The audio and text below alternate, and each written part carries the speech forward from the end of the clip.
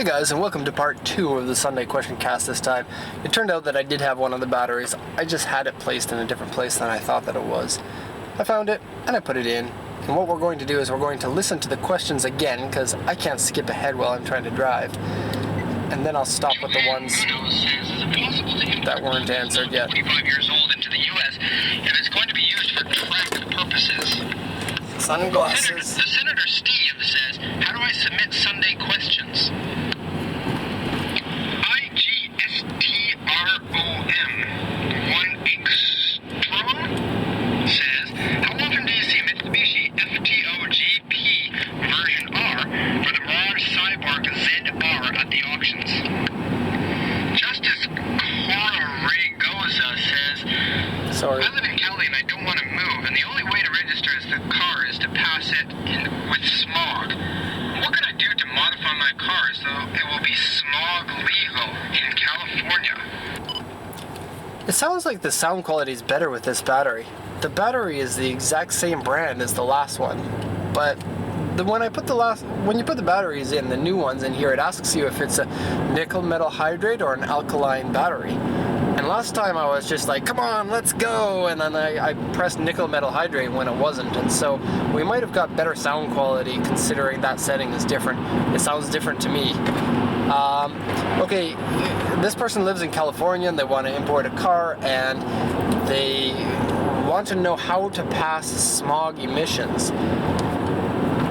I don't have the answer for that question, but I do know how you can get that answer. What you need to do is you need to go to the authority that decides if your car passes or fails, or even try to pass a vehicle. And they'll give you a spreadsheet of all of the different types of chemicals that are in your exhaust and which ones failed. Or they can give you a list of what your parts per million needs to be for each one of those. And once you have that, take your car to a tuning shop and you say, this is what I need to do. And in California, I imagine that there are shops that specialize in modifying cars that can still meet emissions. And those shops would know far better than I would about this, because I live in Japan and I have only been to California when I was 3 years old and 15 years old, but at those times I didn't pass emissions in any of my cars. And so that's what you need to do. Go to a tuning shop, ask them. Maybe some of the tuning shops in California already have some experience with passing JDM vehicles. The thing is, you might be told just outright no, because people who are in places of authority can be a little bit like that sometimes. If it's something they're not used to, then they're just going to say no. And we run into this quite often, actually, with cars that are completely legal we send to the US, and then our customer says, I couldn't register this car because the person said no. And then I say, no, that person's wrong, and you kind of had to teach them their own job or ask for a supervisor, and then everything's okay after that. The only exception is California with the smog.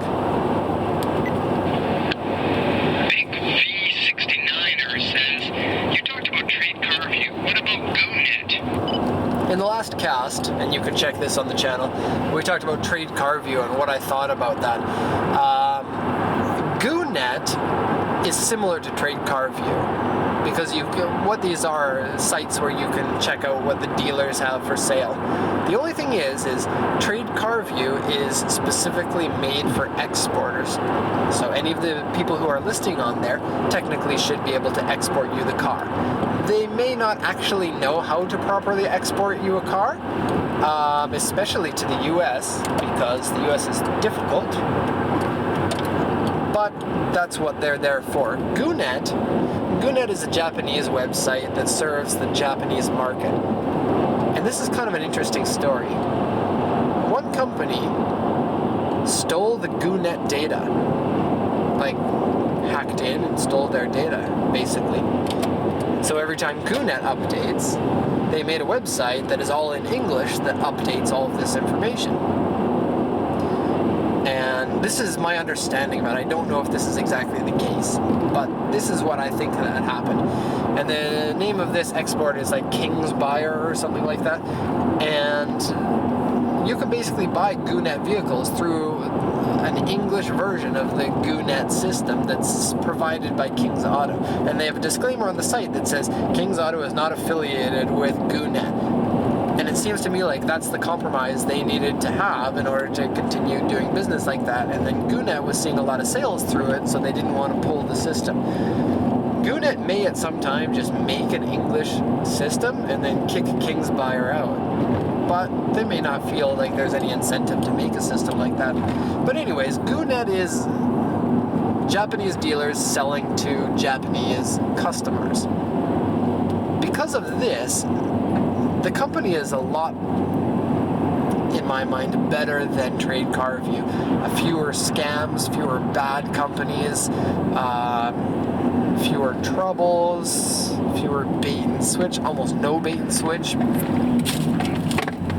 And so Goonet is, I think, more trustworthy. The thing is, you're still buying from dealers, and so there's still dealer markup there. There's another site called Car Sensor, but it's all in Japanese. And you can actually go to the Japanese version of the Goonet if you want as well. Alex D says, what is the deal with Japan Partner? Are they scumbags or what? It sounds like a leading question there. I don't like mentioning my competition because I don't like it when they do it to me. I've had numerous times, and it's documented online, you can search it, where other exporters have just been really nasty toward me for basically no reason other than the fact that we've been successful. And we had this problem a lot more when we were a new company, because, you know, all the established exporters are like, who's this new punk coming in and mixing up the scene? And I started off pretty different from most exporters. I thought it was a good idea to find all of the best exporters out there and go publicly and say, these people are good because of this. And this was really strange. Some exporters liked this, and some exporters really thought that this was not fair of me to be. They thought that I was being disingenuous.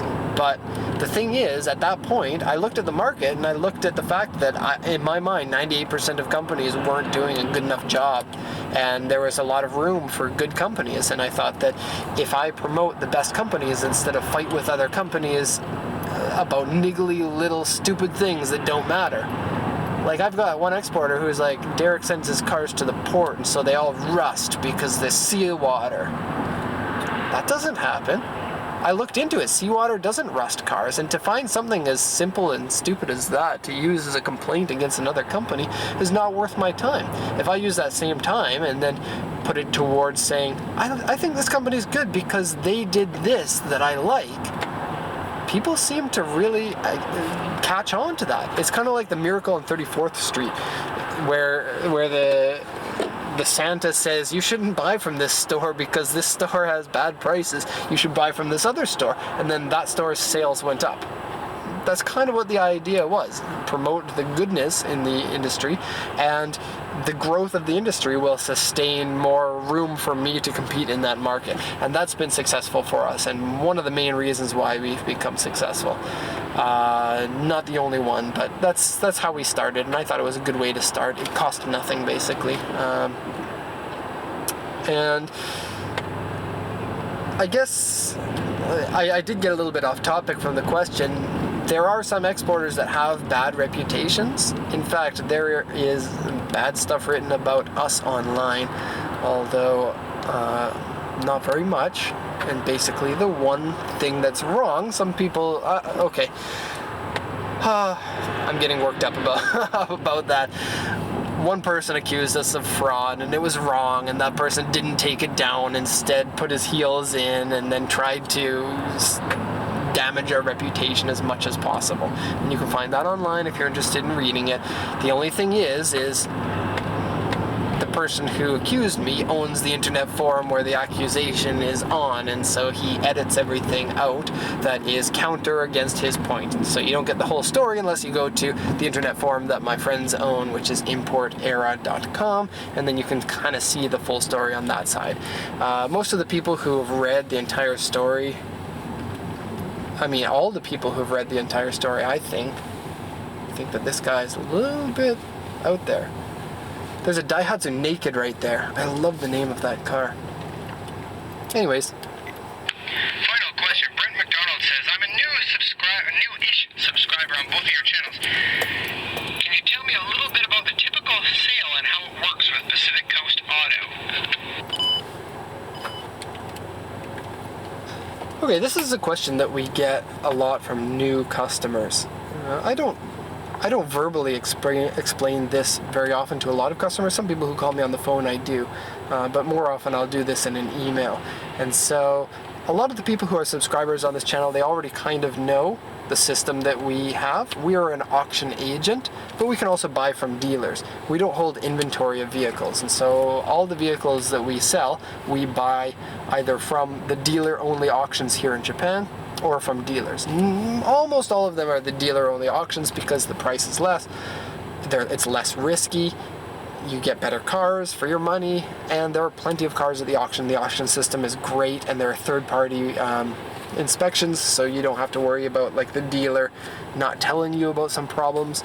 And I have a difficult time trusting dealers because they, if they don't mention a problem, then they can potentially sell the car for more. And so we sell mostly through auctions, and the way that works is we've got an auction website where you can go on and you can search the different auctions. This is auction.pacificcoastjdm.com, and then you can log in as a guest or you can create an account. It's free for anyone who wants to do that, so sign up if you haven't already. You can see all the auctions and the past sales of auctions, and it's actually really fun. The only thing is if you've got a girlfriend or a boyfriend and they like you, don't do this because you're going to spend a lot of time looking at cars. And I know I did that, and everyone who does this for the very first time, they just get stuck there looking at the cars and how much they sell for and the different cars that Japan has. It's actually a lot of fun, but it does take up a lot of time, so warn your boyfriend or girlfriend before you do that. If you want to bid, you need a bidding account open, and we need two things. One, we have a fairly extensive contract it's 4 pages long, and it explains a lot of the risks of buying from auction. Because when you buy through us, you're not buying from our company, you're buying from an auction. And that auction has certain regulations that you need to understand. We would make more sales if you didn't understand that and we just pumped out as many sales as possible, but we would have more upset customers if they weren't on the same page as us. And so the contract puts you and us on the same page, and you sign the contract and you scan it or take a picture of it and send it to me. And we also need a security deposit. And most people are okay with sending the security deposit, and it is refundable. So if you decide not to purchase anything or you find something locally, we'll send it back to you, and there's no processing fees for that. And that's great because we'll lose about $80 or so if you send the deposit back. We don't charge a processing fee. That's just cost of doing business. Most exporters don't do that, and so if you don't purchase, some exporters say you can't get your deposit refunded. Some of them will say you get half of it back, or you get all of it back, less $100 or something like that. And so we're a little bit unique. There are some other exporters that do that, but they're kind of the minority and kind of the better ones too, actually. And so you send the deposit in, and you can set it by bank transfer. We also have a money sending agent that is wonderful and much cheaper than a bank. And once your deposit is sent in, let me just back up a sec. Anyone who has a problem with sending in the deposit is not seeing things from everybody's point of view. Certainly it is a risk to send money, like as a customer, to send money to another country, to someone you don't know. And that's part of the reason why I opened this channel, is for you to get to know me a little bit better. But if you look at this from the flip side, as a company, we literally can't run without that policy. Because if even one customer buys a car and wins a car at auction and then doesn't pay for that car, we could go out of business. It could happen in a week. It's like... I had an example, but I don't want to go over it. I had a loss in the family recently, and it was all of a sudden. And so we could suddenly close down, and that wouldn't work. My children need to eat. I need to pay rent. We can't just close down. I'm not one of those guys that, if I lose my job, I'm going to go be okay. You know, I like security. I'm risk adverse. I make business decisions that are not very risky. I make sure we have enough money before we hire new staff, instead of hiring new staff and hoping that we'll get the extra money because of the new staff. And so, yeah, if you don't pay for the car, we still have to pay for the car. And if the car is $50,000, that's going to hurt us a lot. Even if we pay for the car and then we sell the car, we're still out that money until we can sell that car. And it's not easy to be out that much money. And we buy cars that expensive. And so we need everyone to be serious, and sending in the deposit helps the customers understand, or helps me believe that the customers are serious, and gives the customer some incentive to actually come through with the payment. Because if you bid on a car and you decide to not pay and to basically screw us over, then you won't get your deposit back. And this has only happened once, and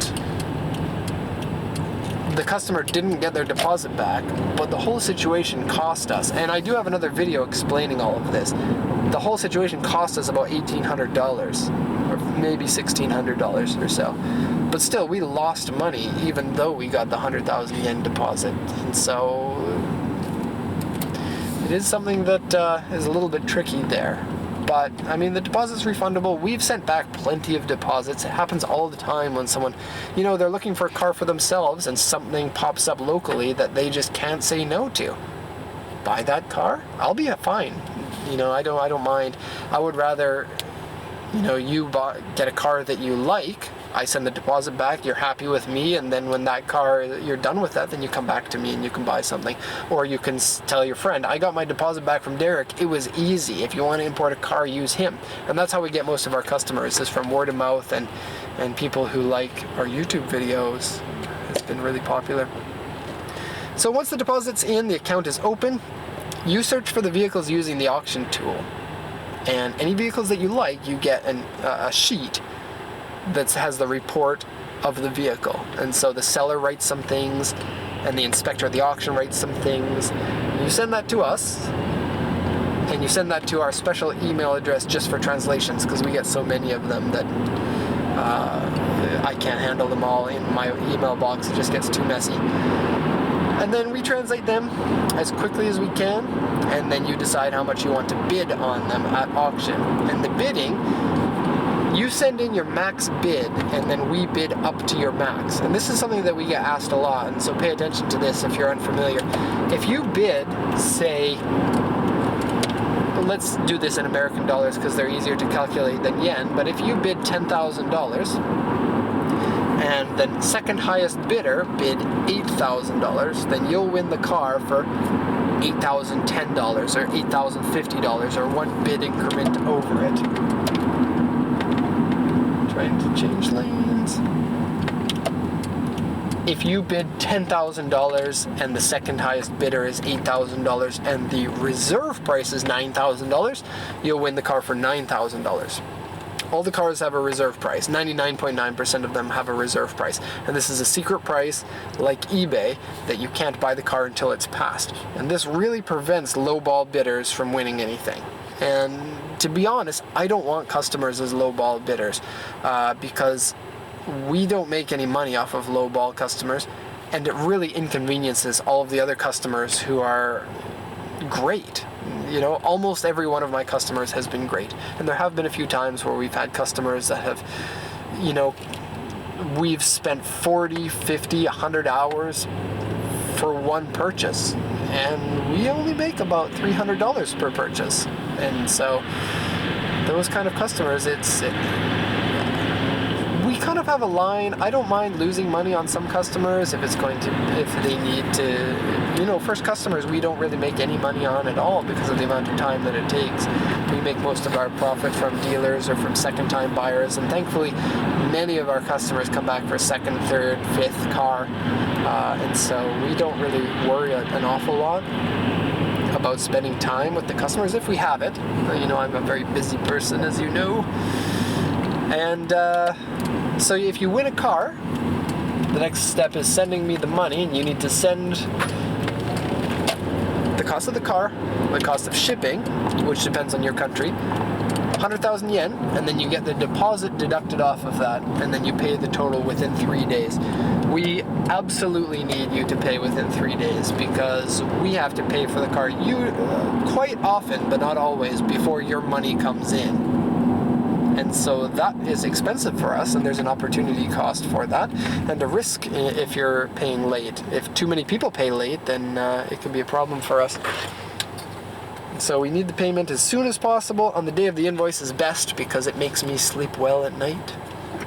And if it's going to be 3 days, that's fine. If it's going to be 5 days because of some sort of problem, it's probably going to be okay, but I'm going to have a sad face that night when I'm sleeping. So don't give me a sad face. Prepare for the fact, like if you've got a lot of people, and not a lot of people, but this is something that happens, is people will have lots of money, but they don't have it in an account that you can send money from.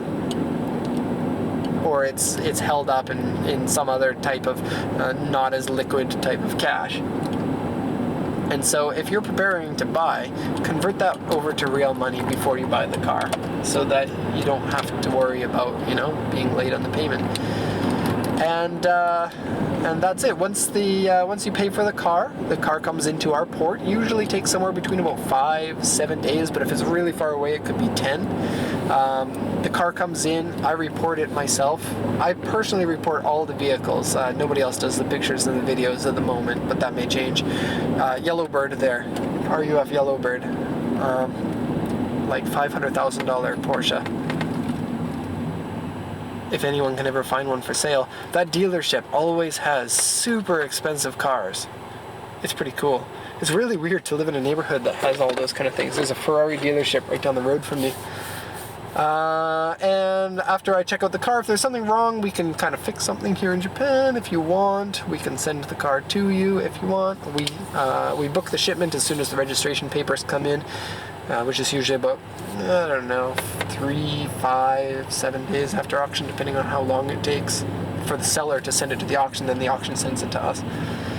And then we send the car out to you. We send you the documents before the car lands. And depending on where you live, it could be well before the car lands. Like if it's to Europe, that takes 6 weeks to ship to Europe.